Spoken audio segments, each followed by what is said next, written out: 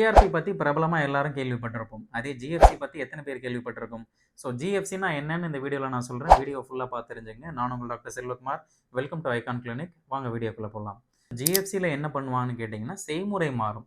இப்போ நம்ம platelet rich plasma பிஆர்பில நம்ம பிளேட்லெட் ரிச் பிளாஸ்மான்ற ஒரு விஷயத்தை மட்டும்தான் எடுத்து நம்ம தலைக்கு வந்து ராவா வந்து சப்ஸ்டன்ஸை வந்து இன்ஜெக்ட் பண்ணுவோம். அதே ஜிஎஃப்சியில் இந்த பிளேட்லெட்ஸை ஆக்டிவேட் பண்ணி இதிலிருந்து க்ரோத் ஃபேக்டர்ஸை தனியாக பிரித்து எடுத்து அதை டபுள் டைம் ஆக்டிவேட் பண்ணி நம்ம தலைக்கு போடுற ப்ராசஸ் தான் ஜிஎஃப்சி. ஸோ இப்போ ஜிஎஃப்சி வந்து பிஆர்பியிலேருந்து மாறுபடுமா அப்படின்னு கேட்டிங்கன்னா கண்டிப்பாக ஆமாம். ஏன்னா ஜிஎஃப்சி வந்து அட்வான்ஸ்டு டெக்னாலஜி.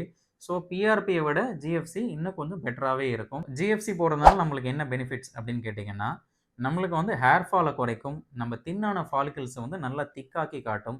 ஸோ இது மூலயமாவே நம்மளுக்கு ஆட்டோமேட்டிக்காக வால்யூம் அண்ட் டென்சிட்டி வந்து இம்ப்ரூவ் ஆகும். அதே மாதிரி நம்மளுக்கு புது முடி வளர்கிறதுக்கு இது கட்டாயமாக வந்து ஹெல்ப் பண்ணும்.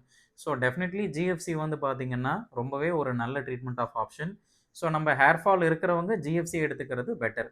அடுத்த வீடியோவில் பிஆர்பி பெஸ்ட்டாக ஜிஎஃப்சி பெஸ்ட்டான்னு நான் சொல்கிறேன். வீடியோவை பார்த்து தெரிஞ்சுக்கங்க. தேங்க்யூ.